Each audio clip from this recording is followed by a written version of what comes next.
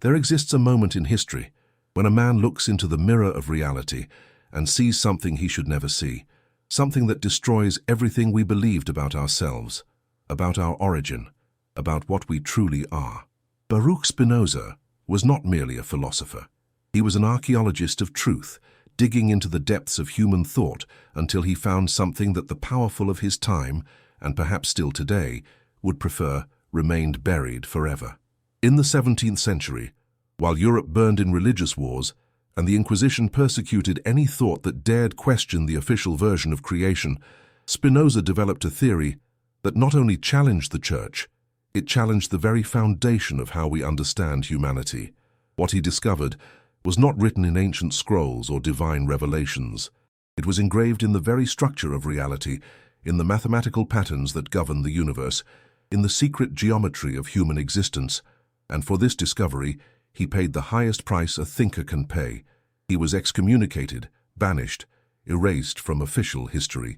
His books were burned, his ideas declared heretical, and for centuries, what he truly discovered about our origin was carefully hidden. But truth has a peculiar quality. It cannot be destroyed, only concealed. And today, almost 400 years later, we are ready to face what Spinoza saw when he looked beyond the veil of established beliefs. Prepare yourself for a journey that will question everything you think you know about where we came from, who we are, and why this truth was considered so dangerous that it needed to be erased from collective consciousness. Spinoza's discovery about the real origin of humanity is not just philosophy. It is a silent revolution that continues to echo through the centuries, waiting for the right moment to transform our understanding of ourselves.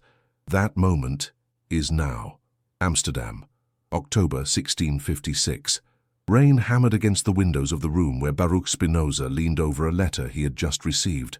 His hands trembled, not from cold, but from an intellectual excitement he had never experienced before. The letter came from an anonymous correspondent, someone who signed only as the observer of nature. Mr. Spinoza, the letter read, I have seen your questionings about the nature of God and man. There is something you need to know, something I discovered while studying the mathematical patterns of creation. The origin of humanity is not what we have been taught. There exists a hidden truth in the very structures of reality, a truth that, if revealed, would forever change our understanding of who we are.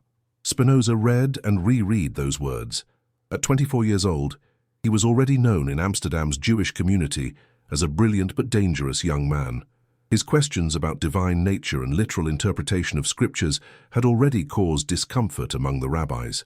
But this letter suggested something far more radical. The mysterious correspondent had attached a series of mathematical calculations and geometric diagrams.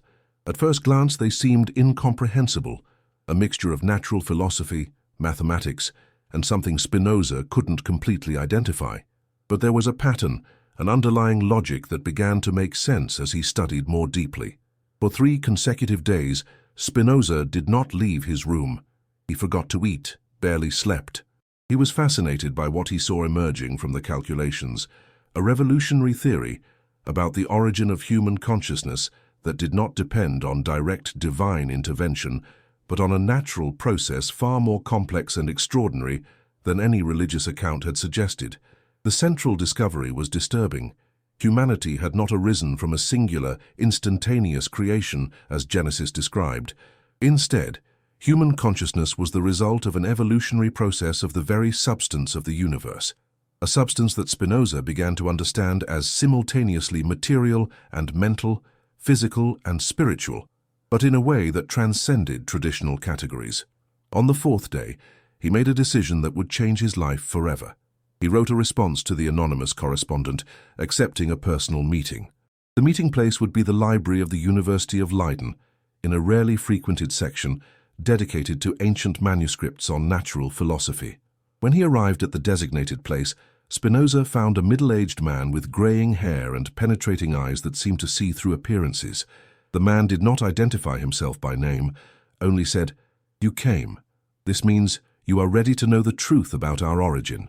"Who are you?" Spinoza asked. "Someone who, like you, cannot accept simple answers to complex questions. Someone who discovered that reality is far stranger and more wonderful than any religion dared to imagine." The meeting lasted 7 hours. During this time, the mysterious man revealed to Spinoza a theory he had developed over decades of study.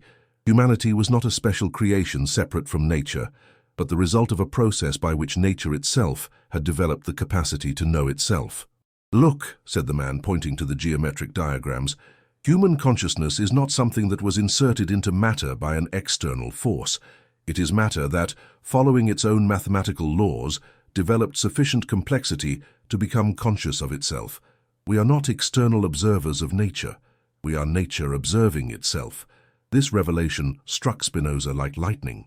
Suddenly, many of the contradictions and problems he had identified in traditional religious explanations began to resolve.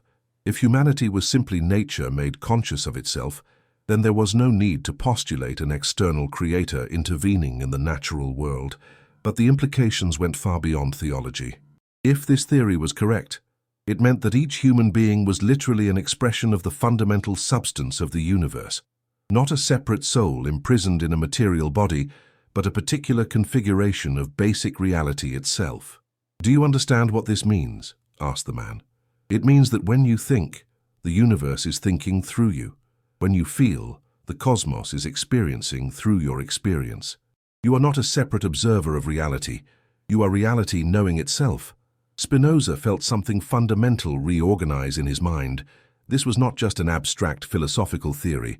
It was a discovery about the real nature of human existence that made obsolete thousands of years of religious and philosophical speculation. When they parted that night, the man left Spinoza with a final warning. "This truth is dangerous.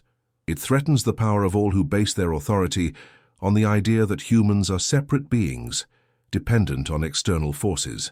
If you decide to develop these ideas, you will be persecuted. But if you don't, you will live knowing that you knew the truth and chose silence." Spinoza returned to Amsterdam with his mind in revolution. In the following months, he began to systematically develop the implications of the discovery. But he soon realized that the mysterious man had spoken the truth about the dangers. His first attempts to share these ideas provoked violent reactions in the religious community. 3 months after the encounter that changed his life, Spinoza found himself in an impossible position. The ideas he had received from the mysterious correspondent would not leave his mind. They multiplied, developed, created connections with other aspects of philosophy and natural science that he studied. It was as if an intellectual seed had been planted in his brain and was now growing uncontrollably. But the growth of this tree of knowledge was creating dangerous shadows in his life. In the synagogue, the looks from other members of the Jewish community had changed. Where before he saw respect and intellectual curiosity, he now perceived distrust and fear. His questions during Talmudic studies had become more direct, more challenging. And the answers he offered to traditional theological questions sounded increasingly heretical to Orthodox ears. Rabbi Saul Levi Mortera, who had been his mentor, called him for a private conversation on a cold afternoon in January 1657. "Baruch," said the rabbi, "there are disturbing rumors about your convictions. They say you question divine creation of man, that you deny God's special providence over the chosen people. Is this true?" Spinoza remained silent for a long moment. How could he explain to the rabbi that he had discovered a truth that made obsolete the entire structure of beliefs on which the community was based? How could he say that the discovery about humanity's real origin not only questioned the Genesis account, but revealed that the entire idea of a chosen people was an illusion based on ignorance about our true nature?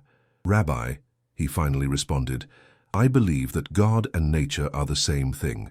And if this is true, then we humans are not special creations separate from nature, but particular expressions of it.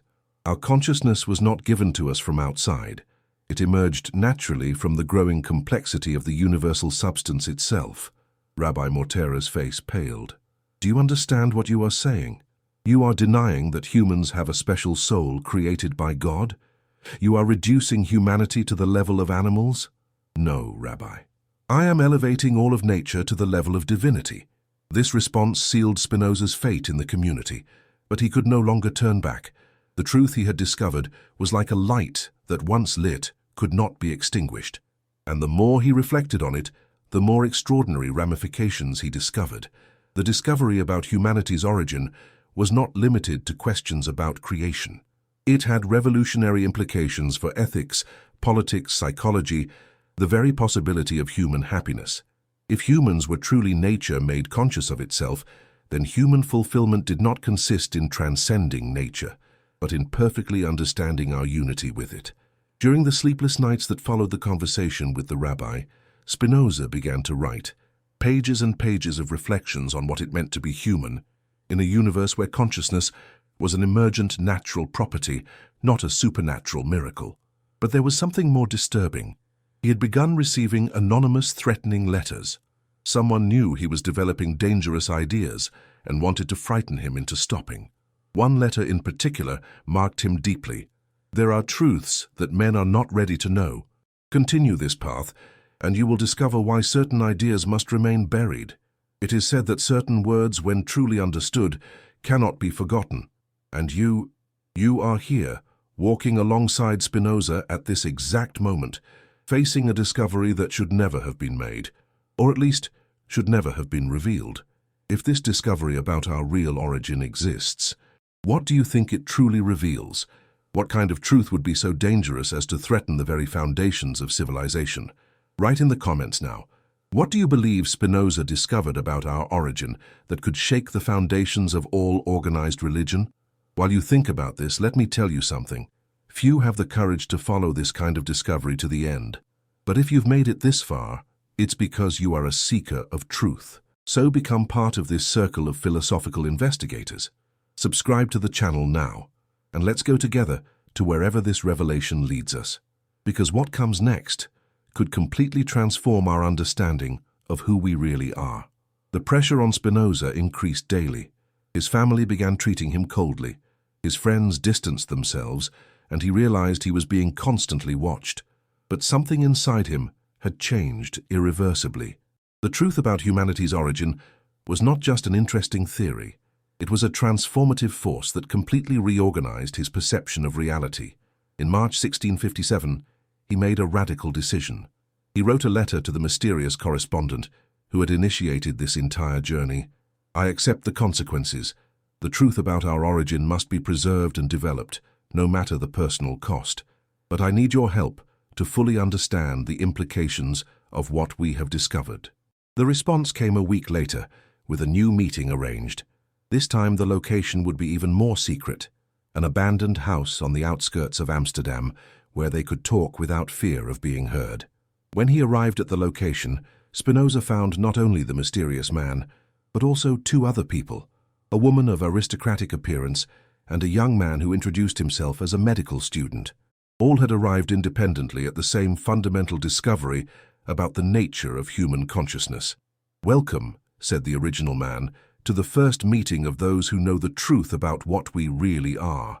The abandoned house smelled of mold and decades of neglect, but for Spinoza at that moment, it was the most important place in the world. The four people gathered in that dusty room shared something that no other person in Europe possessed: knowledge of humanity's true origin. The aristocratic woman introduced herself as Countess Isabella van der Berg, widow of a Dutch merchant who had financed scientific expeditions around the world. The young medical student was Henrik Boerhaave, whose anatomical studies had led him to profound philosophical questions about the nature of mind. The mysterious man finally revealed his identity: Dr. Johannes van Helmont, son of the famous alchemist and physician Jan Baptist van Helmont, and himself a student of natural philosophy who had dedicated 20 years to investigating the relationship between mind and matter. "Each of us," explained van Helmont, "arrived at this discovery through a different path. Isabella through her studies of different cultures and their cosmogonies, Henrik through anatomy and physiology, I through chemistry and natural philosophy, and you, Baruch, through geometry and theology. But we all reached the same impossible conclusion," added Countess Isabella. "Human consciousness is not an accident or a miracle. It is the inevitable result of matter's increasing organization following precise mathematical laws." Henrik, the young physician, was visibly agitated. "When I dissected my first human brain, I looked for the seat of the soul. I expected to find some special structure, something that would explain our unique nature. But what I found was only matter organized in an extraordinarily complex way. And then I understood. There is no separate soul inhabiting the brain. The brain itself, in its complexity, is the soul. Spinoza felt a shiver of recognition. This confirms what I have deduced geometrically. If God and nature are identical, and if consciousness emerges naturally from material complexity, then each human mind is literally a thought of God. Not in the sense that God thinks about us, but in the sense that we are the form that divine thought assumes when matter organizes itself in a certain way. Van Helmont smiled grimly. Exactly. And now do you understand why this truth is so dangerous? It eliminates the need for intermediaries between the human and the divine. We don't need priests, churches, religious authorities. Each person is a direct expression of fundamental reality. But there's more, said Isabella, removing a manuscript from her bag. My research on different cultures revealed something disturbing. This truth about our origin is not entirely new. Other civilizations discovered it in the past, and they were systematically destroyed for it. She opened the manuscript, revealing pages covered with symbols and text in various ancient languages. I found references to this discovery in Egyptian, Babylonian texts, even in some primitive Christian Gnostic documents. Always the same central idea. Humanity is nature, made conscious of itself. And what happened to these civilizations? Asked Spinoza. Though he already feared the answer, they were destroyed or absorbed by cultures that based their power on the idea of separation between human and divine. Libraries were burned, sages were killed or silenced, texts were lost or deliberately suppressed. Henrik was pale. Are you saying there's been a millennial conspiracy to keep humanity ignorant about its own nature? Not a conspiracy, corrected Van Helmont. Something more subtle and more powerful. A process of cultural selection. Societies that based their organization on separation between human and divine managed to exercise more control over their populations. Those that recognized fundamental unity tended to develop more egalitarian, less hierarchical structures, and therefore were more vulnerable to conquest and absorption. Spinoza immediately understood the depth of the implication. So our discovery is not just a philosophical truth, it's an evolutionary force that, when understood, tends to transform the entire social organization. Precisely, said Isabella, and that's why we're here. Not to form a new religion or philosophical school, but to preserve this truth and find a way to transmit it that doesn't result in its immediate destruction. For the next 5 hours, the four discussed the practical implications of their discovery. If humanity was truly nature conscious of itself, then traditional ethics based on obedience to external authorities needed to be replaced by an ethics based on understanding our fundamental unity with all reality. Morality cannot be based on external divine commandments, argued Spinoza, because there is nothing external to divine nature. Instead, it must be based on understanding that harming others is literally harming oneself, since we are all expressions of the same fundamental substance. Van Helmont added a practical dimension, and if this is true, then human suffering has a different origin than we thought. We don't suffer because we are fallen or sinful beings, but because we live in ignorance about our true nature. Suffering is the result of the illusion of separation. The conversation was interrupted by noise from outside. Everyone fell silent, hearing footsteps around the house. Van Helmont gestured for them to remain quiet and went to the window to peek. "Soldiers," he whispered. "Someone denounced us." Isabella reacted quickly, dividing the manuscript into 4 parts and distributing one to each group member. "Memorize your sections. If we are captured, at least the knowledge will survive in our minds." Henrik was terrified. "What do we do?" Spinoza, surprisingly, was calm. "We accept the consequences. Truth cannot be destroyed by soldiers or the Inquisition. If we cannot preserve it through written texts, we will preserve it through our own transformation. Each of us who truly understands this discovery becomes a living repository of it." The footsteps approached the front door. Van Helmont whispered quick instructions. "Leave through the back door, one at a time, at 5-minute intervals. Don't meet again for at least 6 months. And if any of us is captured, we deny any knowledge of the others," completed Isabella. When Spinoza left the house through the darkness of dawn, he knew his life had changed forever. Not only because he had discovered a revolutionary truth about humanity's origin, but because he now was part of an intellectual resistance whose goal was to preserve this truth against all forces that would try to destroy it. In the following days, rumors about his heterodoxy grew in Amsterdam's Jewish community. But Spinoza was no longer concerned only with his own situation. He now carried a much greater responsibility, ensuring that the discovery about our true nature would not be lost as it had happened so many times throughout history. July 27, 1656. The day Spinoza knew would inevitably come had finally arrived. The Portuguese synagogue of Amsterdam was packed for the most severe excommunication ceremony ever pronounced by the Sephardic community in Holland. But this time, Spinoza was not present to hear his own condemnation. He had received the warning the previous night through a discreet note left under his door. Tomorrow they will pronounce the herem against you. If you are present, you will be physically attacked. Stay safe. The truth we preserve is more important than your personal pride. A friend. From his window, Spinoza could hear Rabbi Saul Levi Mortera's voice echoing through the streets of the Jewish quarter. By decree of the angels and judgment of the saints, we excommunicate, expel, curse, and anathematize Baruch Spinoza. Cursed be he by day, and cursed be he by night. Cursed be he when lying down, and cursed be he when rising up. Cursed be he when going out, and cursed be he when coming in. The words continued, but Spinoza was no longer listening. Instead, he reflected on how he had reached this moment. In the 6 months since the meeting in the abandoned house, he had tried to live a double life, externally conforming to community expectations, internally developing the implications of the discovery about humanity's real origin. But truth has a corrosive quality. It dissolves convenient lies, makes it impossible to pretend to believe what we know to be false. Gradually, Spinoza had become incapable of participating in community prayers with sincerity, incapable of accepting literal interpretations of scriptures, incapable of remaining silent when he saw the perpetuation of illusions that kept people ignorant about their true nature. The decisive moment had come 3 weeks earlier, during a discussion about the immortality of the soul. The rabbi had affirmed that the human soul was a separate and immortal substance, created directly by God and temporarily imprisoned in the material body. Spinoza could no longer contain himself. "Rabbi," he had said, "what if the soul is not a separate substance? What if it is simply the complex organization of the body itself? What if immortality does not consist in the survival of an individual soul, but in eternal participation in nature's infinite substance?" The silence that followed was deadly. Everyone in the room understood that Spinoza had crossed a line from which there was no return.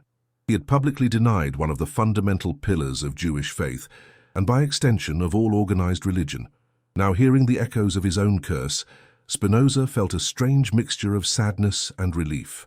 Sadness for the community he was losing, for the relationships that were being cut, for the family life that was being destroyed, but also relief for no longer having to pretend, for finally being able to live according to the truth he had discovered. A soft knock on the door interrupted his reflections. When he opened it, he found Henrik, the young medical student who was part of the secret circle.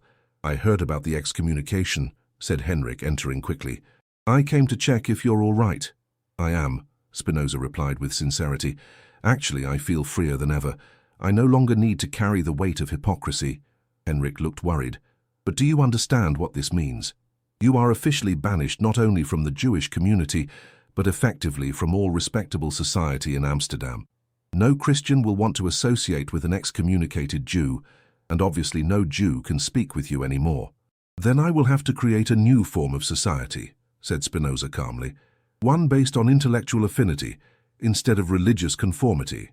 Henrik laughed nervously. "You speak as if that were simple. Perhaps it's simpler than we think. Remember what we discovered. Human consciousness is nature knowing itself. This means that true community is not based on shared beliefs, but on shared understanding. And understanding, unlike belief, can be demonstrated and verified." In the weeks following the excommunication, Spinoza discovered that Henrik had correctly predicted the social consequences of his situation. His family cut relations with him, old friends crossed the street to avoid him, and even merchants began refusing his money. But something unexpected also happened. People he had never met began seeking him out. Intellectuals, artists, natural philosophers, all attracted by the reputation of someone who had been considered too dangerous for religious orthodoxy. Gradually, a new circle formed around Spinoza. Not a secret circle like the previous one, but an open community of independent investigators. It was through this new community that Spinoza received a letter that would change the course of his life again. The letter came from Leiden and was signed by a mathematics professor named Franz van Schooten. "Mr. Spinoza," the letter read, "I have been hearing about your ideas on the relationship between mind and nature. As a mathematician, I am particularly interested in your claim that reality can be understood geometrically. I would like to invite you to come to Leiden to discuss the possibility of expressing your discoveries in the form of rigorous mathematical demonstrations." This letter offered Spinoza something he had not imagined possible: the opportunity to develop his ideas about humanity's origin using the precise methods of geometry. If he could express his discoveries in the language of mathematics, they would become irrefutable, or at least impossible to ignore. But accepting the invitation meant leaving Amsterdam definitively. It meant abandoning any hope of reconciliation with his original community and completely embracing a life dedicated to independent philosophical investigation. On the night before departing for Leiden, Spinoza received one last unexpected visit.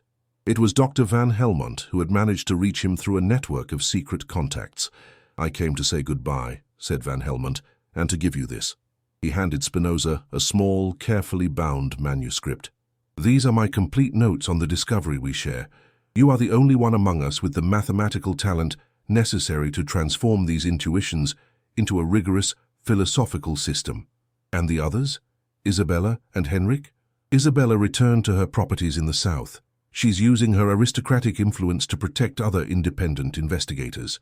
Henrik continues his medical studies, but secretly incorporating our discoveries into his understanding of human physiology." Van Helmont remained silent for a moment, then added, "The truth about our origin is now in your hands, Baruch.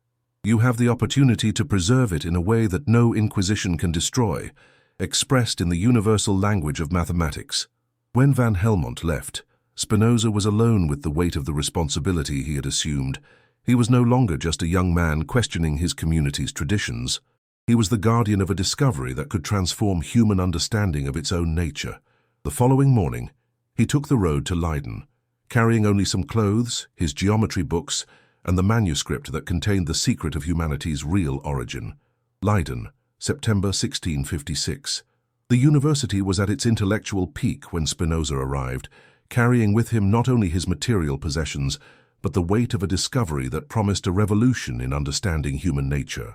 Professor Franz van Schooten received him at his residence adjacent to the mathematical library, an environment where every wall was covered with geometric diagrams and equations that seemed to map the secrets of the universe. "Mr. Spinoza," said van Schooten after initial courtesies, "I confess I was intrigued by the rumors about your ideas. A friend in Amsterdam told me you claim to be able to demonstrate the nature of God through geometry. Is this possible?" Spinoza opened the manuscript Van Helmont had given him and spread some diagrams on the table. "Professor, what if I told you there exists a mathematical demonstration that human consciousness emerges necessarily from material complexity, following laws as precise as Euclid's theorems?" Van Schooten examined the diagrams with growing fascination. What he saw were not mere philosophical speculations, but a genuine attempt to apply geometric rigor to questions about the nature of mind and reality. "These calculations," murmured Van Schooten, "suggest that you are treating existence itself as a substance that can be analyzed mathematically, as if being had quantifiable properties." "Exactly," replied Spinoza. "If God and nature are identical, and if nature operates according to mathematical laws, then divine properties must also be expressible geometrically, and if we can do this, we can demonstrate with absolute certainty what is the true origin and nature of humanity." During the following weeks, Spinoza worked feverishly to transform the secret circle's intuitions into rigorous demonstrations. The challenge was immense: how to express in geometric language the idea that consciousness was a natural attribute of reality, not a supernatural miracle. The solution came through a revolutionary mathematical analogy. Just as a circle is not something added to space, but a particular form that space itself assumes, human consciousness was not something added to matter, but a particular form that the universal substance itself assumed when organized in a certain way. Van Schooten was impressed by the elegance of the approach. You are treating the human mind as if it were a geometric theorem, something that follows necessarily from more basic premises about the nature of reality. Precisely. And if this is correct, then we can prove that humanity's origin was not an arbitrary act of creation, but the inevitable result of the very laws that govern the universe. But the application of geometry to philosophical questions brought an unexpected and disturbing discovery. If the human mind was truly a geometric manifestation of universal substance, then its operations should also follow precise mathematical laws. This meant that free will, as traditionally conceived, was an illusion. Human choices were not free in the sense of being arbitrary or indeterminate, but followed the same necessary laws that governed all other natural phenomena. "Professor," said Spinoza one night while they worked late, "we have reached a conclusion that may be even more dangerous than our original discovery about consciousness's origin." "What do you mean?" "If human thoughts and actions follow necessary geometric laws, then traditional moral responsibility needs to be completely reconsidered. People are not guilty of their crimes in an absolute sense, nor do they deserve credit for their virtues in the traditional sense. They are simply particular expressions of universal laws." Van Schooten was silent for a long moment. As a mathematician, he appreciated the logical beauty of the conclusion. As a citizen, he understood its explosive social implications. "Baruch," he said finally, "do you realize this destroys the foundations of all existing legal and moral systems? If people are not really responsible for their actions, then justice cannot be based on retributive punishment, but on understanding the natural causes of human behavior," completed Spinoza. "Instead of punishing crime, we would have to study and modify the conditions that produce it." This discovery led Spinoza to develop a new ethics based on understanding instead of condemnation. If human behavior followed natural laws, then morality did not consist in obeying external commands, but in understanding these laws and living in harmony with them. But the more he developed these ideas, the more Spinoza realized why they were considered so dangerous. They not only challenged organized religion, but threatened the entire structure of social authority based on the idea that some people had the right to judge and punish others. In December 1656, Van Schooten received an official visit from the university rector. The conversation was short and direct. It had come to the authorities' attention that an excommunicated Jewish heretic was developing dangerous theories under the university's auspices. This had to stop. "I'm sorry, Baruch," said Van Schooten that night. "They can't officially prohibit you from using the library, but they made it clear that my position will be at risk if we continue working together publicly." Spinoza was not surprised. The truth about our origin and nature has always been dangerous for those whose power depends on human ignorance about these matters. "What will you do now?" "I will continue the work alone, and I will find a way to preserve these discoveries that no authority can destroy." In the following weeks, Spinoza began working secretly on a work that would organize all his discoveries into a complete and rigorously demonstrated philosophical system. He called it ethics, but it was actually much more than that. It was a mathematical map of reality that revealed humanity's real place in the universe. Each proposition would be demonstrated geometrically, each conclusion derived logically from basic axioms about the nature of existence. If he could complete this work, no religious or political authority could refute it without refuting mathematics itself. But Spinoza knew it would be a task of decades. And while he worked, other discoveries continued emerging. The most surprising of all was the perception that human happiness, the very possibility of a full life, depended directly on understanding our true nature. People suffered not because they were sinful or imperfect, but because they lived in ignorance about their fundamental unity with all reality. Suffering was literally the result of the illusion of separation. This discovery offered something no religion had achieved, a rational explanation of both suffering and its cure, and it suggested that true religion, if that word still made sense, consisted simply in scientific understanding of our own nature. Rheinsberg, 1661. 5 years had passed since Spinoza had left Amsterdam as an excommunicated young man. Now, at 29 years old, he had established himself in the small rural village of Rheinsberg, where he lived a simple life as a lens polisher during the day and revolutionary philosopher during the night. The choice of profession was not accidental.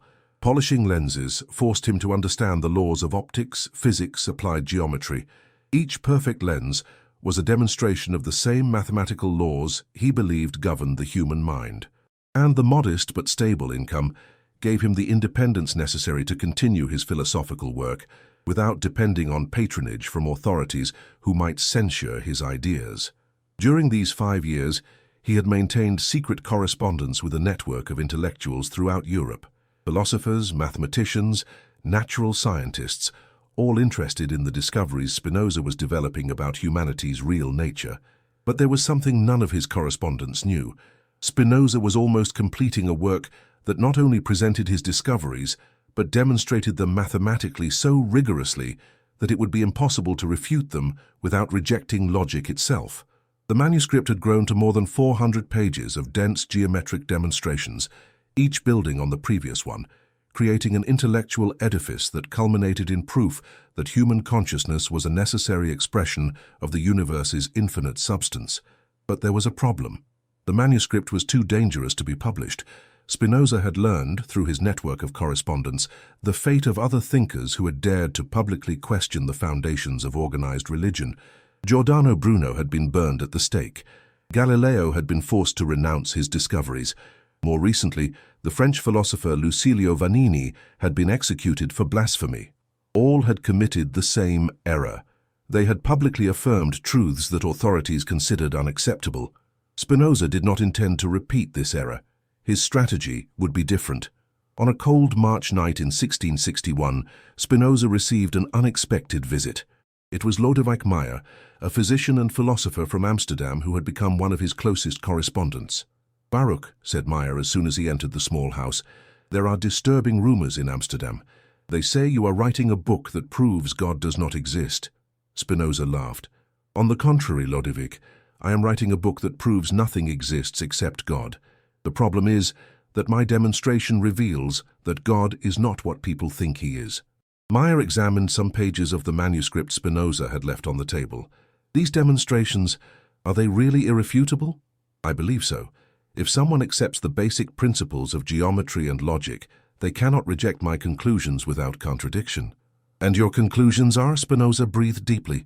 "That there exists only one substance in the universe, that this substance is simultaneously material and mental, that everything that exists, including human beings, are modifications of this unique substance, and that therefore human consciousness is literally the form that divine mind assumes when organized in a certain way." Meyer was silent for a long moment. As a physician, he had studied enough anatomy to understand the implications. As a philosopher, he could perceive the conceptual revolution Spinoza had accomplished. "This means," he said finally, "that each person is literally a part of God. Not a part, a complete expression seen from a particular perspective, just as each point in a circle completely expresses circular nature, although from a specific position. And this explains our origin as a species. It explains everything. Why we are conscious, why we suffer, why we can find happiness, why morality is possible, why science works. Everything becomes understandable when we realize we are reality itself, knowing itself." Meyer immediately understood why the manuscript was so dangerous. It not only challenged specific religious doctrines, it made obsolete the entire idea of religion as traditionally conceived. "Baruch, you cannot publish this. At least not now, not in this form. It would be intellectual suicide." "I know, that's why I'm developing a different strategy." Spinoza explained his plan. Instead of publishing the complete work, he would begin circulating summarized versions among selected intellectual circles. Gradually, the ideas would spread through an informal network of people capable of understanding their implications. Simultaneously, he would publish works that prepared the ground. Books on related themes that would accustom people to thinking in ways that would make his main discoveries more acceptable in the future. "It's a long-term strategy," explained Spinoza. "It may take decades or even centuries for humanity to be ready to completely accept the truth about its own origin and nature, but at least the truth will be preserved." Meyer was impressed by the sophistication of the plan. "You are thinking like an intellectual general, planning a campaign of centuries. Truth deserves careful strategy, especially a truth that has the power to transform entire civilization." In the following weeks, Maya helped Spinoza implement his strategy. They created a network of trusted copyists who would produce manuscript versions of the work for private circulation. They developed codes and signals that would allow identification of people capable of understanding the ideas without being scandalized. But the most audacious part of the plan was Spinoza's decision to live his discoveries publicly. Even if he couldn't publish them explicitly, he would become a living example of what it meant to understand humanity's true origin and nature. This meant living without fear of death, since he understood that death was only a transformation of eternal substance, without hatred for enemies, since he understood that all were expressions of the same fundamental reality, without ambition for wealth or status, since he understood that true happiness came from understanding, not possession. When Maya departed from Rheinsberg, he carried with him the first complete copy of Spinoza's manuscript. His mission was to find other people capable of preserving and transmitting these discoveries. But before leaving, he asked a question that disturbed Spinoza. Baruch, what if you are wrong? What if these discoveries, however logically consistent they may be, are simply elegant illusions? Spinoza considered the question seriously. Lodewijk, I have lived according to these discoveries for 5 years. They have brought me a peace and clarity I never experienced when I believed traditional explanations. If they are illusions that produce better results than conventional truths. And that is enough. For me, yes, but for humanity, only time will tell. If my discoveries about our origin are true, they will spread naturally because they correspond to reality. If they are false, they will disappear because they will not be able to resist the test of experience. Alone again in his small house, Spinoza resumed his daily work of polishing lenses and his nightly studies. But now there was a difference. He knew he had planted seeds that could eventually transform human understanding of its own nature. The forbidden manuscript was beginning its journey through history. The Hague, 1670. 9 years had passed since Spinoza had completed his revolutionary manuscript about humanity's real origin. During this time, an extraordinary network had silently developed throughout Europe, an intellectual conspiracy dedicated to preserving and gradually disseminating discoveries that could transform civilization. Spinoza had moved to The Hague, where he lived an even more discreet life than in Rheinsberg. Officially, he was just a respected lens polisher who occasionally received visitors interested in optics questions. In reality, his house had become the nerve center of a clandestine philosophical revolution. The network had grown far beyond what he had imagined possible. Through Lodewijk Maya, the ideas had reached physicians in Amsterdam who began understanding the human body in totally new ways. Through French correspondence, they had influenced mathematicians in Paris who were developing new forms of calculating natural processes.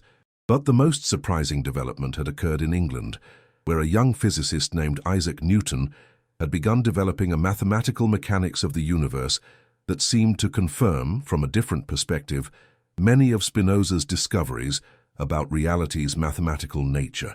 On an October afternoon, Spinoza received a letter that left him deeply disturbed. It came from Gottfried Leibniz, a brilliant German mathematician who had requested permission to visit The Hague and discuss philosophical questions. Dear Mr. Spinoza, the letter read, I have secretly studied some fragments of your geometric demonstrations about substance's nature. I believe I have developed complementary discoveries about mind's nature that I would like to share. But there is something urgent I need to discuss personally, something about the dangers our network may be facing. The letter was dated from Mainz, but there was an additional note. I will depart immediately after sending this letter. If you agree to receive me, leave a lighted candle in the north-facing window between 9 and 10 o'clock at night for the next 5 days. Spinoza was intrigued and worried. Leibniz was known for his connections with various European courts.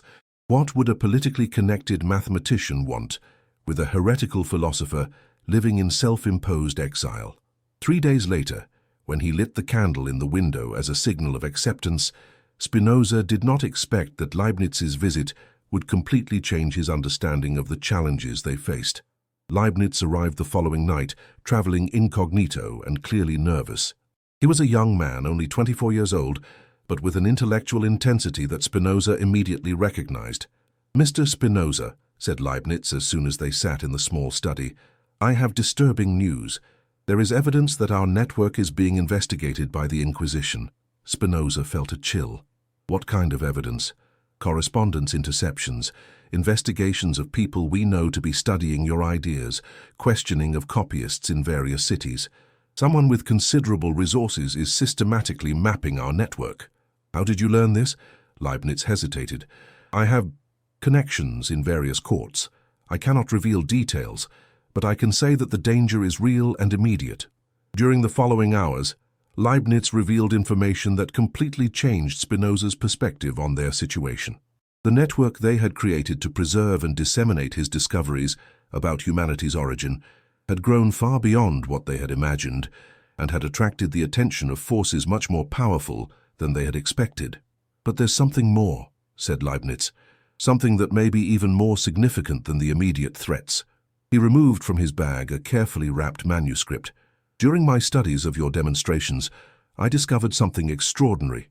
Your ideas about human consciousness's nature can be extended to explain not only our origin as a species, but the very process by which the universe develops increasing complexity. Spinoza examined Leibniz's manuscript with growing fascination. What he saw was a mathematical extension of his own discoveries that suggested something even more revolutionary. The entire universe was evolving toward increasingly complex states of organization and consciousness. You are suggesting, said Spinoza slowly, that humanity's origin was not a unique event, but part of a continuous cosmic process. Exactly. And if this is true, then our species may not be the endpoint of consciousness evolution in the universe. There may be even more advanced forms of organization and knowledge that will emerge in the future. This discovery had extraordinary implications. If Leibniz was correct, then the truth about humanity's origin that Spinoza had discovered was only the first chapter of a much larger story about cosmic consciousness development, but it also made their discoveries even more dangerous. If current humanity was only a stage in universal consciousness development, this implied that current forms of social and religious organization were temporary and destined to be superseded by more advanced forms. Do you understand why this is so threatening to existing authorities? Asked Leibniz. It's not just that your discoveries challenge specific religious doctrines, they suggest that the entire current social order is a primitive phase destined to be transcended. Spinoza understood immediately. That's why the systematic investigation of our network, it's not about suppressing individual heresies, but about preventing a civilizational transformation. Precisely. And this means our strategy of gradual dissemination may not be sufficient. Perhaps we need more sophisticated methods to preserve these discoveries. During the following 3 days, Spinoza and Leibniz developed a new plan. Instead of relying only on correspondence networks that could be intercepted, they would begin encoding their discoveries in works apparently about other subjects. Leibniz offered to incorporate elements of Spinoza's discoveries into his mathematical works, presented as purely technical developments. Spinoza, in turn, would begin working on works about politics and theology that would introduce his ideas in more acceptable forms to the general public. But the most audacious part of the new plan was the decision to create what they called dormant seeds, ideas that would be planted in various disciplines and would only reveal their connection to the main discoveries when humanity was ready to understand them. We are playing a game of centuries, said Leibniz the night before departing, planting ideas that will flourish when historical conditions are appropriate. And if they never flourish, asked Spinoza, then at least we will have tried. But I believe they will flourish. The truth about our origin and nature has a force of its own. Once it exists, it seeks ways to manifest itself. When Leibniz departed, Spinoza was alone to process everything he had learned. His discovery about humanity's real origin had become part of something much larger, an emerging understanding of the universe as a system in continuous evolution toward more advanced forms of consciousness and organization. But it also became clear that the forces opposing this understanding were more powerful and organized than he had imagined. The battle for truth about our nature would not be won in one generation, but would be fought through centuries of intellectual and social development. That night, Spinoza began working on a new work that would present his discoveries in political rather than purely philosophical form. If the secret network was being threatened, he would find public ways to preserve at least essential elements of the truth. The Hague, February 1677.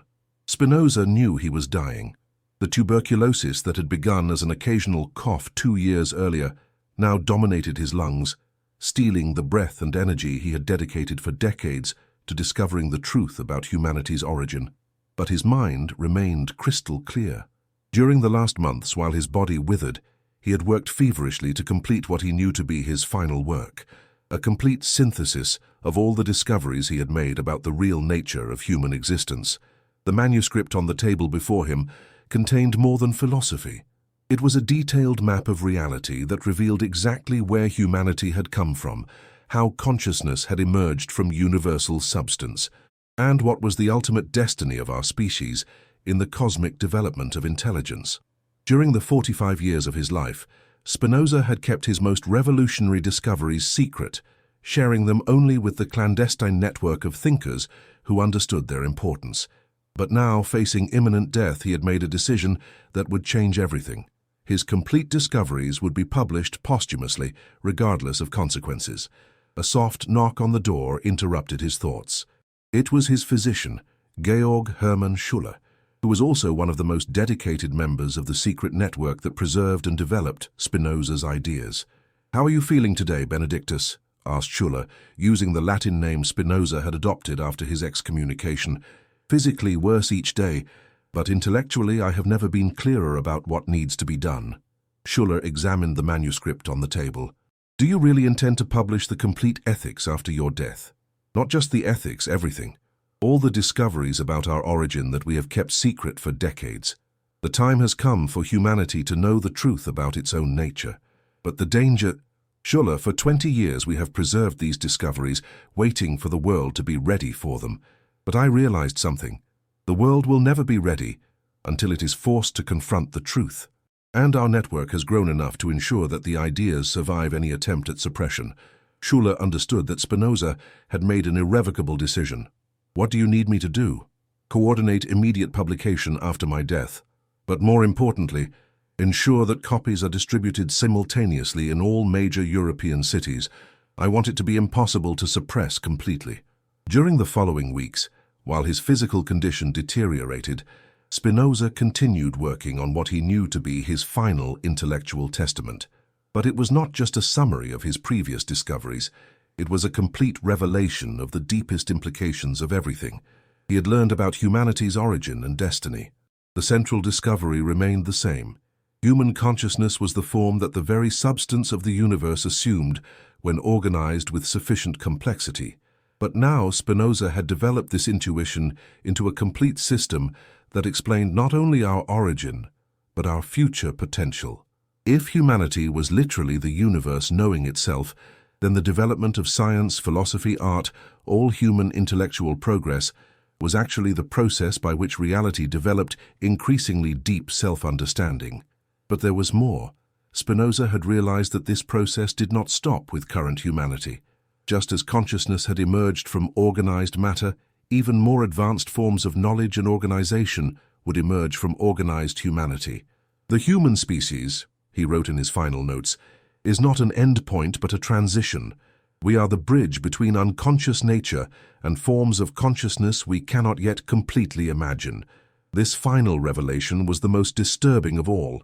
It suggested that humanity's current form itself was temporary, destined to be transcended by something greater, just as humanity had transcended other forms of animal life. In March 1677, Spinoza received one last visit that moved him deeply. Lodewijk Meyer, now a 50-year-old man, had traveled from Amsterdam to say goodbye to the friend who had changed his understanding of reality. "Benedictus," said Meyer, "I want you to know that your discoveries about our origin changed not only my thinking, but my experience of being alive. Living, knowing that I am an expression of eternal substance, has given me a peace I never imagined possible." "And it is that experience," replied Spinoza with a weak voice, "that proves our discoveries are true. They are not just elegant theories. They are revelations that transform the quality of human existence." "But are you certain the world is ready for the complete truth?" Spinoza smiled. "Lodewijk, for decades we asked if the world was ready. But the real question is, are we ready to trust humanity's capacity to deal with truth? I believe we are." On the night of February 20th, 1677, alone in his house except for the presence of his landlord and his wife, Spinoza spent his last hours organizing the manuscripts that would contain his final discoveries about humanity's origin. In his last annotations, he wrote, "I have dedicated my life to understanding where we came from and where we are going. I discovered that we came from the very substance of the universe, and are going toward a form of existence that will transcend everything we currently consider human. This truth is the greatest gift I can leave to my species." When he died the following morning, Spinoza left behind more than a philosophy.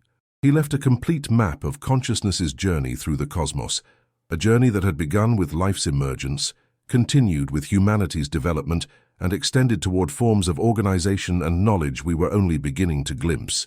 Within 6 months, his complete works were being published simultaneously in Amsterdam, London, Paris, and several other cities. The secret network that had preserved his discoveries for decades finally released them to the world. The reaction was explosive. His works were immediately banned by the Catholic Church, condemned by practically all Protestant denominations, and denounced by Jewish authorities. But it was too late to contain his ideas. The truth about humanity's real origin, that we were divine nature itself knowing itself through our consciousness, had finally been revealed.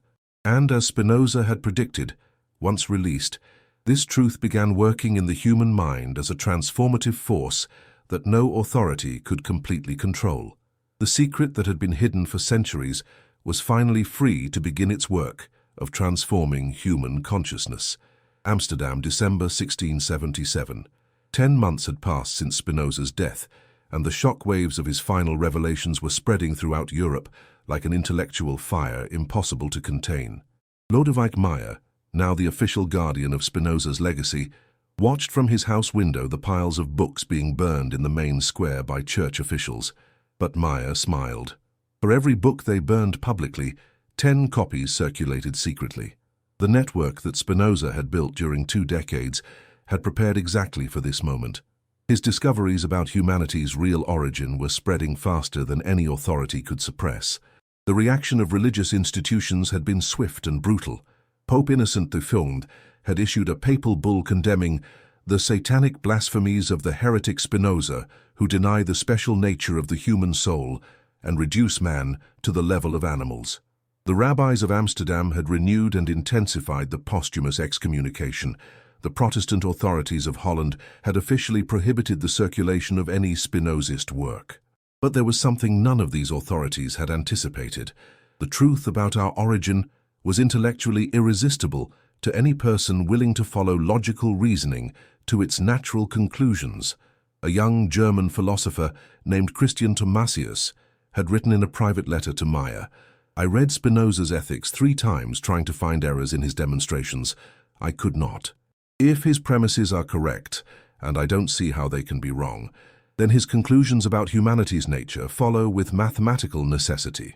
Similar cases were being reported throughout Europe. Mathematicians, physicians, natural philosophers, all who possessed sufficient training to understand the rigor of Spinoza's demonstrations, found themselves unable to refute his discoveries about our divine origin. But the most surprising influence was occurring in completely unexpected places. In England, Isaac Newton had begun incorporating elements of Spinozist natural philosophy into his investigations of universal physical laws. In France, mathematicians were developing calculations that seemed to confirm Spinoza's vision of continuity between mind and matter. In January 1678, Meyer received a letter that left him deeply disturbed. It came from Rome and was signed by someone who identified himself only as a concerned cardinal. "Mr. Meyer," the letter read, "as responsible for preserving Spinoza's works, you need to know that his influence is spreading far beyond what we imagined possible. There are reports that his ideas are influencing even some members of the clergy who initially condemned them. The discovery that human consciousness emerges naturally from divine substance is creating a crisis of faith at levels we prefer not to make public." The letter continued with a surprising proposal.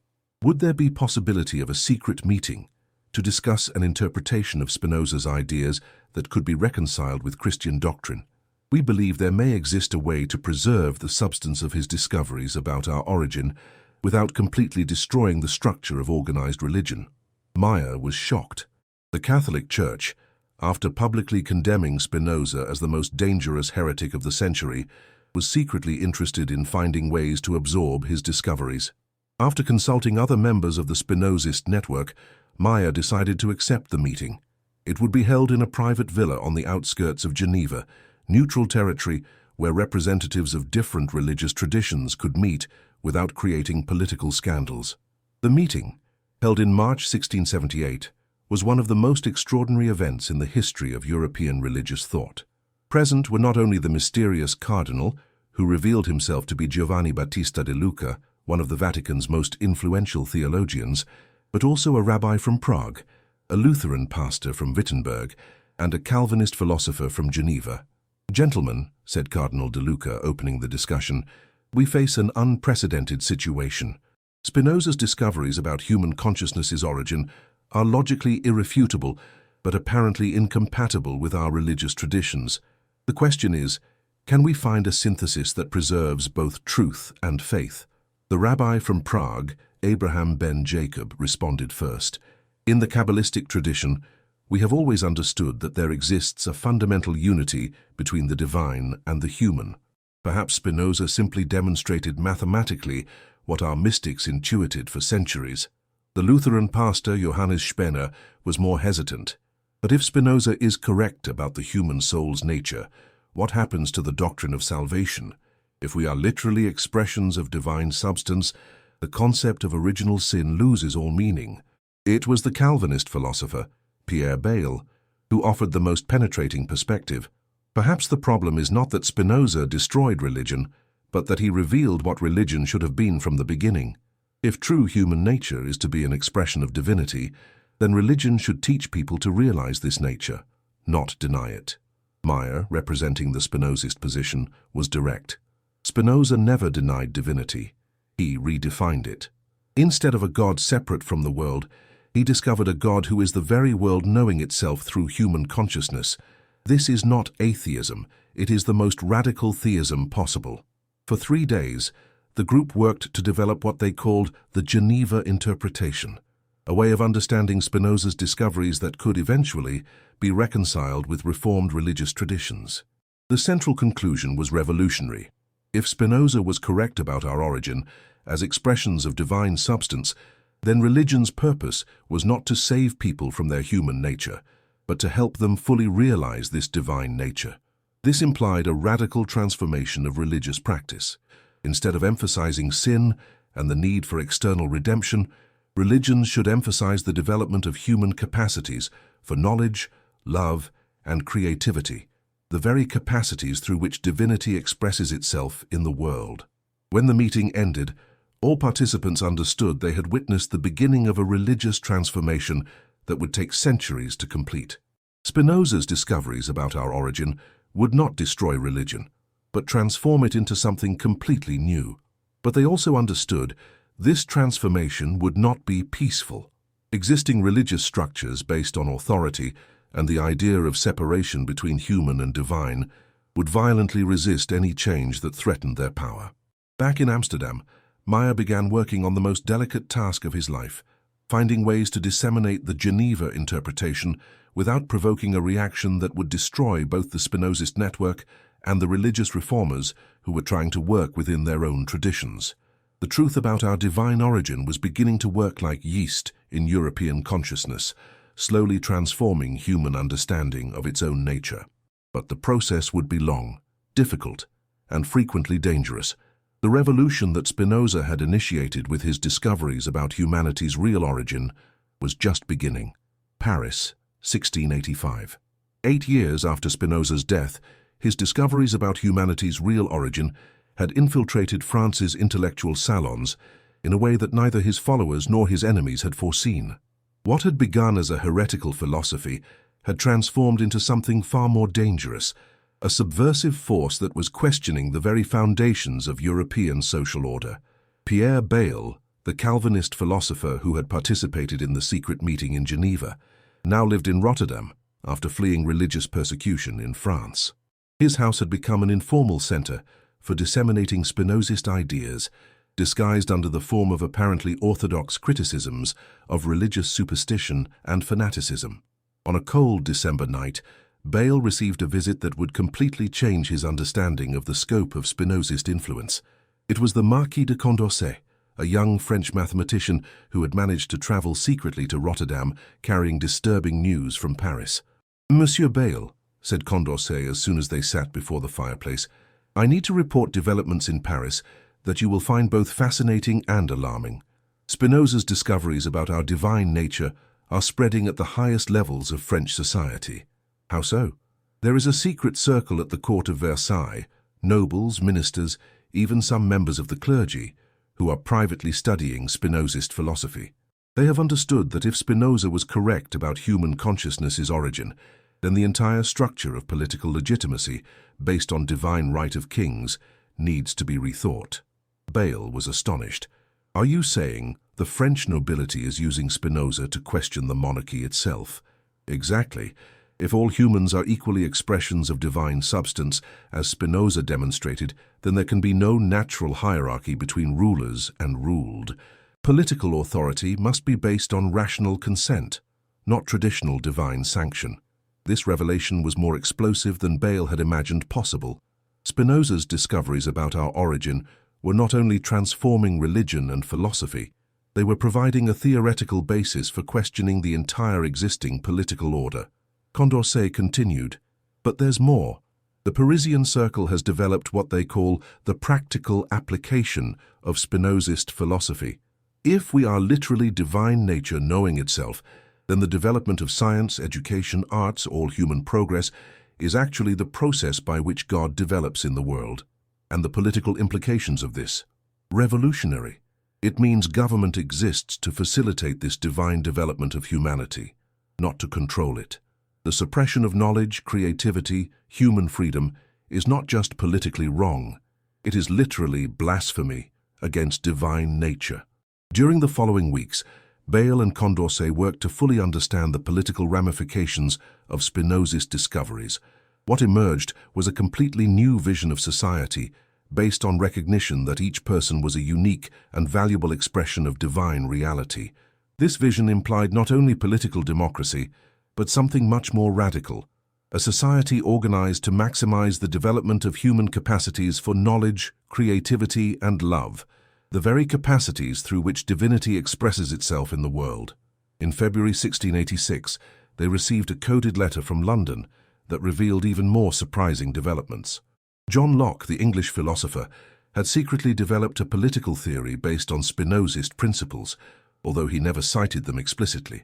Locke understood, wrote the London correspondent, that if human consciousness is an emergent natural property, as Spinoza demonstrated, then natural rights are not arbitrary concessions from a creator, but properties inherent in reality's very structure. This connection between Spinoza and Locke created the possibility of a political philosophy simultaneously radical and respectable, one that could fundamentally question traditional authority without being immediately rejected as heretical. But it also brought new dangers. In March 1686, Bayle received an anonymous threatening letter. "We know you are using Spinoza's blasphemies to subvert Europe's Christian order. This conspiracy will be exposed and destroyed." The letter was accompanied by evidence that their activities were being systematically monitored. Someone had infiltrated their correspondence network and was mapping all connections between Spinozist idea disseminators. Condorcet, who had returned clandestinely to Paris, confirmed the suspicions through a coded letter. The investigation is real and extensive. There is evidence of coordination between religious and political authorities from various countries. They have understood that Spinoza's discoveries represent an existential threat to the entire power system, based on human ignorance about our true nature. The Spinozist network's response was sophisticated. Instead of trying to hide their activities, they began disseminating ideas even more subtly and broadly. If authorities were trying to suppress a specific Spinozist conspiracy, they would make the ideas so widespread that it would be impossible to identify specific conspirators. Bayle developed what he called the intellectual virus strategy. Instead of openly promoting Spinozist philosophy, he began publishing apparently orthodox criticisms of various superstitions that, when read carefully, led readers to the same conclusions Spinoza had demonstrated about our divine nature. Simultaneously, other network members began incorporating Spinozist elements into works on mathematics, medicine, natural history, fields where ideas could be presented as purely technical developments. The strategy worked better than they had hoped. In 1687, Condorcet reported that Spinozist ideas were spreading among Europe's educated class faster than ever, but in such a diffuse way that it was impossible for authorities to identify and suppress specific sources. "The remarkable thing," wrote Condorcet, "is that many people are independently arriving at the same conclusions Spinoza demonstrated about our divine origin. It's as if the truth about our nature had a force of its own, manifesting spontaneously in any mind, willing to follow reason to its logical conclusions." This observation led Bayle to a profound insight about the nature of the intellectual revolution they were witnessing. Spinoza's discoveries about humanity's origin were not simply theories that needed to be disseminated. They were revelations about reality's structure that would emerge naturally in any sufficiently scientifically developed society. "Perhaps," wrote Bayle in his private notes, "we are not so much disseminating Spinoza's ideas as facilitating humanity's natural awakening to its own divine nature." If Spinoza was correct, this awakening is inevitable. It is the process by which reality develops complete self-consciousness. This insight transformed the network's understanding of its own mission. They were no longer guardians of secret truths, but midwives of a natural process of human consciousness development. The conspiracy of the enlightened had become something greater, a movement to facilitate universal recognition of the truth Spinoza had discovered about our real origin as expressions of divinity itself. London, 1704. 27 years had passed since Spinoza revealed to the world the truth about humanity's real origin, and something extraordinary was happening in European consciousness. Isaac Newton, now President of the Royal Society, walked through the corridors of England's most prestigious scientific institution, carrying with him a secret that few people in the world knew. His universal laws of physics had been profoundly influenced by Spinoza's discoveries about reality's mathematical nature. But Newton was not alone. An entire generation of thinkers had grown up absorbing, consciously or unconsciously, the implications of Spinoza's revelations. The idea that human consciousness was a natural expression of divine substance had infiltrated intellectual culture so deeply that many didn't even realize they were thinking in fundamentally Spinozist ways. That afternoon, Newton received in his office a visit that would confirm his suspicions about the scope of the transformation occurring. It was David Hume, a young Scottish philosopher of only 24 years, who had travelled especially from Edinburgh to discuss what he called fundamental questions about the nature of human knowledge. "Sir Isaac," said Hume, after initial courtesies, "I have been developing investigations into how the human mind really works, and I have reached conclusions I believe to be compatible with your discoveries about natural laws, although applied to the mental domain." Newton, who had learned to be cautious about philosophical discussions in public, asked diplomatically, "What kind of conclusions?" "That human mental processes follow natural laws as regular as those governing planetary motion, that what we call soul or mind is not a separate substance, but simply the pattern of operations that emerges from complex natural processes." Newton felt a shiver of recognition. Without ever mentioning Spinoza's name, Hume had independently arrived at the same conclusions about human consciousness's nature. "And how did you reach these conclusions?" asked Newton. "Through pure empirical observation. I carefully analyzed how we really think, feel, and perceive. And I discovered there is no evidence of a separate soul controlling these processes. There are only the processes themselves, operating according to natural laws." This conversation confirmed something Newton had been suspecting for years. Spinoza's discoveries about our origin were spreading not only through dissemination of his texts, but were emerging independently in any sufficiently rigorous investigation of human nature. During the following weeks, Newton and Hume developed an intellectual friendship based on mutual recognition that they were witnessing a fundamental transformation in human understanding of its own nature. Although they never discussed Spinoza explicitly, both understood they were elaborating different aspects of the same conceptual revolution. But the most surprising influence was occurring in France, where an intellectual movement known as the Enlightenment had begun systematically applying Spinozist principles to reforming all of society. In May 1704, Newton received a letter from Voltaire, the young French writer who was becoming famous for his satirical criticisms of religious and political superstitions. "Mon cher Newton," wrote Voltaire, "your laws of celestial mechanics have inspired a question I consider fundamental. If the physical universe operates according to rational natural laws, why shouldn't human society do the same? Why do we accept in politics and religion the arbitrary and irrational that we would immediately reject in natural philosophy?" This question perfectly captured the spirit of the age. A generation of thinkers was applying to human society the same principles of rational investigation that had revolutionized understanding of physical nature.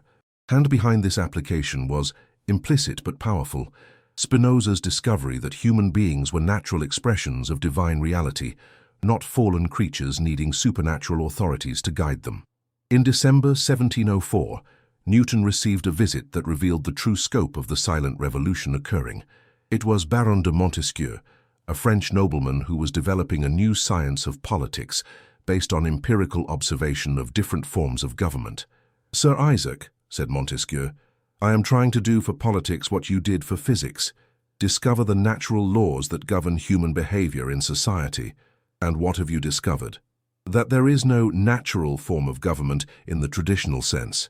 Different forms of political organization are appropriate for different circumstances, but all must respect what appear to be fundamental properties of human nature." "What properties?"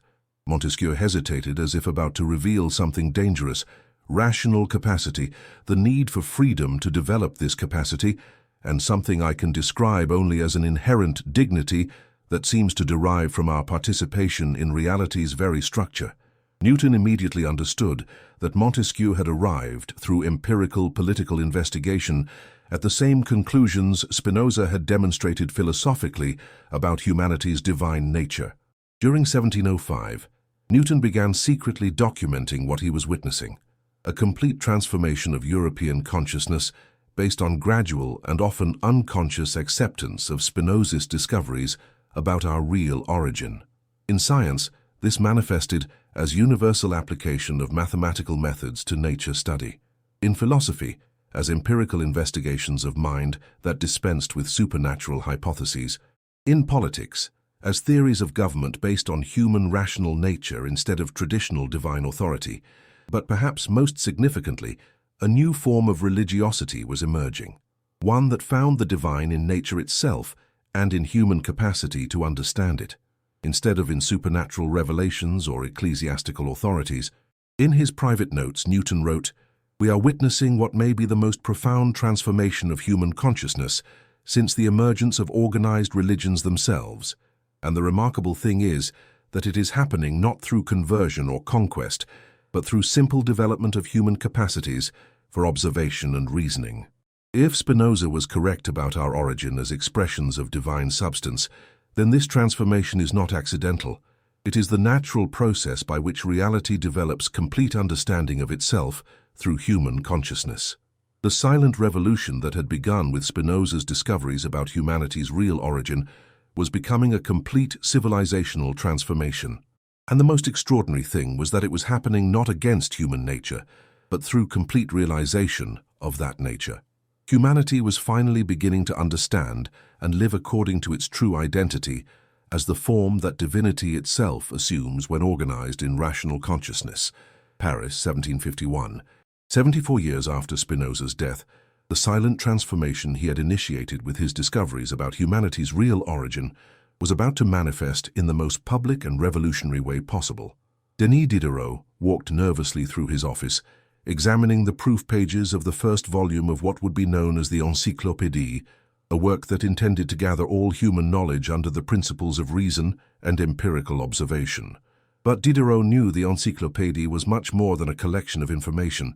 It was the public manifestation of the intellectual revolution that had begun secretly with Spinoza's discoveries. Each article, each entry, each scientific explanation was implicitly based on the premise that reality was rationally comprehensible and that human beings possessed the natural capacity to understand it. In other words, the entire work was based on Spinoza's fundamental discovery that human consciousness was an expression of divine substance itself, although this was never explicitly stated. That afternoon, Diderot received a visit from his closest collaborator, Jean-Laurent d'Alembert, the brilliant mathematician who was writing the work's preface. D'Alembert brought news about the reactions they were anticipating from publication. "Denis," said D'Alembert, "ecclesiastical authorities are much more concerned with our work than we expected. It seems they have understood something we ourselves haven't fully articulated." "What do you mean?" "That by organizing all human knowledge according to purely rational principles, we are implicitly denying the need for revealed authority. We are affirming that human reason is sufficient to understand reality." Diderot smiled grimly. "And they are correct. Although we cannot say this openly, our entire work is based on the premise that human beings possess a natural capacity for knowledge that requires no supernatural mediation." This premise, although never explicitly referenced to Spinoza, was exactly the conclusion he had reached through his geometric demonstrations about human consciousness's nature. During the following months, while they worked on finalizing the first volumes, Diderot and d'Alembert began to fully understand the historical significance of what they were doing.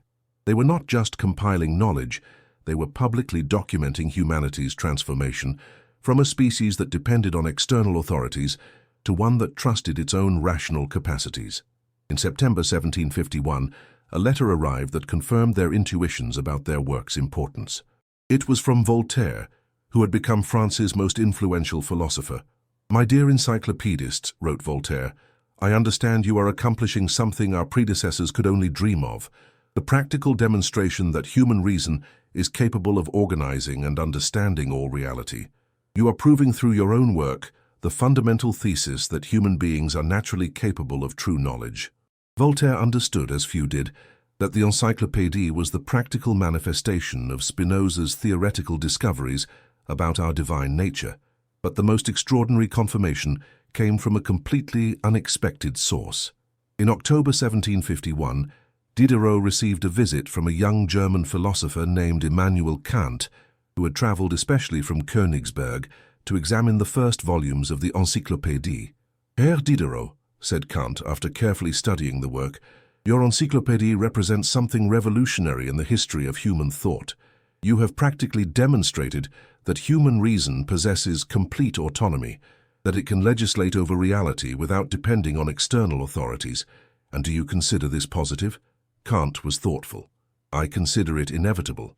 If human reason is really capable of what your work demonstrates, then the entire traditional structure of authority, based on supernatural revelation, needs to be rethought." During his conversations with Kant, Diderot realized they were witnessing something even deeper than an intellectual revolution. They were seeing the maturity of the human species itself, the moment when humanity became capable of assuming complete responsibility for its own understanding of reality. And this maturity was exactly what Spinoza had predicted as a natural result of his discovery about our divine origin.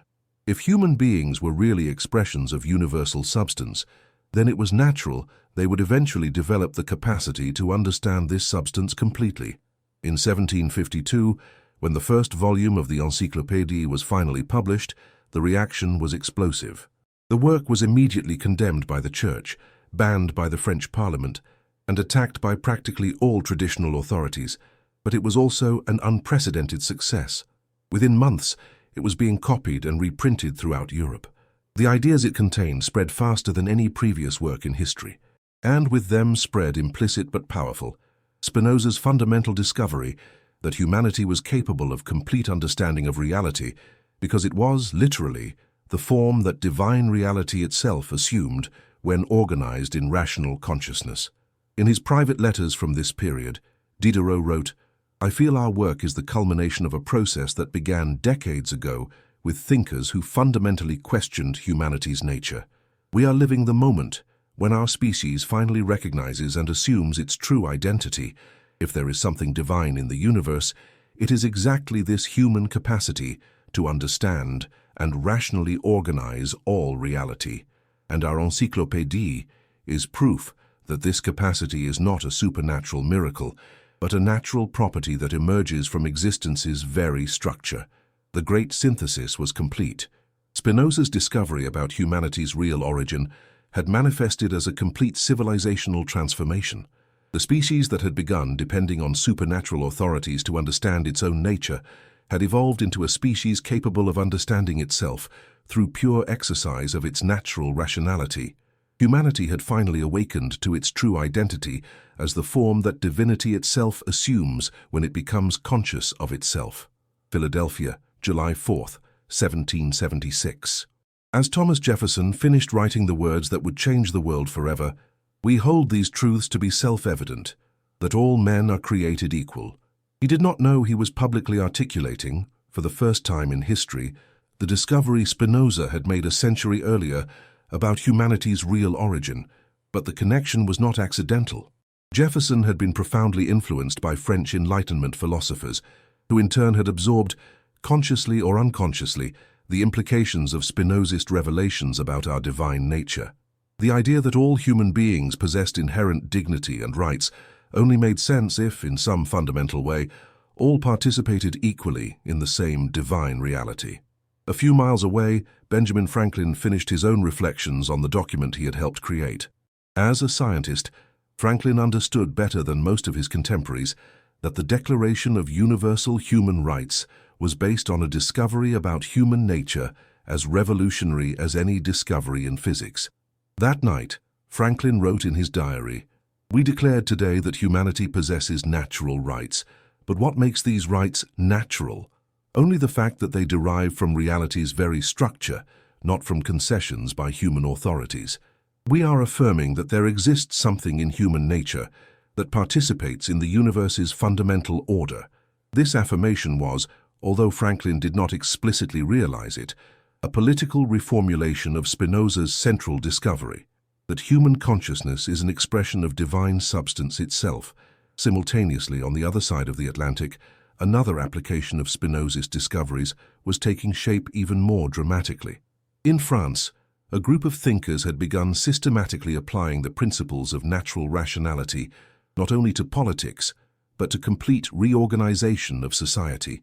Maximilien Robespierre, the young lawyer who would become one of the central figures of the French Revolution, had been profoundly influenced by Jean-Jacques Rousseau, who in turn had absorbed many ideas from French encyclopedists. And at the heart of Rousseau's ideas was a fundamentally Spinozist understanding of human nature. In 1777, Robespierre wrote in his private notes, "If human beings are naturally good and rational, as Rousseau demonstrated, then every form of oppression is literally a violation of divine nature. Revolution is not just political, it is the restoration of humanity to its natural condition. This perception that social injustice was a violation of humanity's divine nature would be the intellectual fuel that would feed the most radical revolution in European history." But there was someone who understood more clearly than any other the historical connections between all these transformations. It was Johann Wolfgang von Goethe, the young German poet, who had developed a deep interest in natural philosophy and who had begun perceiving the underlying patterns connecting the scientific, philosophical, and political revolutions of his time. In 1779, Goethe wrote a letter to his friend Johann Herder that perfectly captured the historical moment they were living. "My dear Herder, we are witnessing something unprecedented in human history, the species' simultaneous awakening to its own capacities. In America, human beings have declared their capacity to govern themselves rationally. In France, they are discovering their capacity to reorganize society according to principles of natural justice. In science, we are demonstrating our capacity to understand the universe's laws. And behind all these transformations, I perceive a common pattern: recognition that humanity possesses capacities we previously attributed only to the divine. It's as if our species were finally recognizing itself as a natural expression of the universe's own creativity." This perception by Goethe was remarkable in its historical precision. The 18th century revolutions were really different manifestations of the same fundamental discovery Spinoza had made about humanity's divine nature. In 1781 came the definitive intellectual confirmation of this transformation. Immanuel Kant published the Critique of Pure Reason, a work that rigorously demonstrated that human reason possessed the capacity to legislate over reality, that the human mind was not passive before the world, but active in constructing our understanding of it. Although Kant never directly cited Spinoza, his demonstration of human reason's autonomy was a philosophical confirmation of Spinoza's discovery that human consciousness was an active expression of divine substance. When Goethe read Kant's work, he wrote in his diary, "Kant proved philosophically what our age is demonstrating practically, that humanity possesses capacities that make it an active collaborator in reality's creation, not a mere passive receiver of external truths." But perhaps the most powerful synthesis of all these transformations came from an unexpected source: Ludwig van Beethoven, the young composer who was revolutionizing music through application of dynamic development principles that echoed discoveries about consciousness's evolutionary nature. In 1785, Beethoven wrote in his notes, "Music is not entertainment, it is the direct expression of the creativity that moves the universe. When I compose, I am not creating something external to nature, but allowing nature itself to express itself through my consciousness." This understanding of artistic creativity as expression of cosmic creativity was fundamentally Spinozist, although Beethoven probably had never read Spinoza directly. In 1789, when the French Revolution exploded with all its force, Goethe realized they were witnessing the logical culmination of a process that had begun with Spinoza's discoveries about our divine origin. "The revolution," he wrote, "is not just political. It is the moment when humanity consciously assumes its responsibility to create the world according to rational principles. It is the human species finally recognizing that it is the form through which the universe itself becomes conscious and creative." The revolution of consciousness initiated by Spinoza's discoveries about humanity's real origin had become a complete civilizational transformation. The species that had begun believing it was dependent on supernatural authorities had evolved to recognize itself as an active expression of divine creativity itself, and this transformation was just beginning. Paris, 1848. 200 years had passed since Spinoza's birth, and Karl Marx walked through the revolutionary streets of the French capital, witnessing another explosion of the transformative force that had been unleashed by discoveries about humanity's real origin. Although Marx never directly cited Spinoza in his political manifestos, he understood intuitively that he was applying a fundamental discovery about human nature, that human beings were essentially creative, and that this creativity was an expression of the universe's own dynamics. But Marx was not alone in his implicit understanding of Spinozist implications. Throughout Europe, a generation of thinkers was independently arriving at the same conclusions about humanity's creative and evolutionary nature. Charles Darwin was developing his theory of evolution, which would demonstrate that human consciousness had emerged naturally from complex material processes. Søren Kierkegaard was exploring the existential nature of human consciousness as constant self-creation. Friedrich Nietzsche was beginning to articulate the idea that human beings were fundamentally creators of values, not passive receivers of external truths. All these developments were different manifestations of the same conceptual revolution Spinoza had initiated: recognition that humanity was not a special creation, separate from nature, but the form through which nature itself became conscious and creative.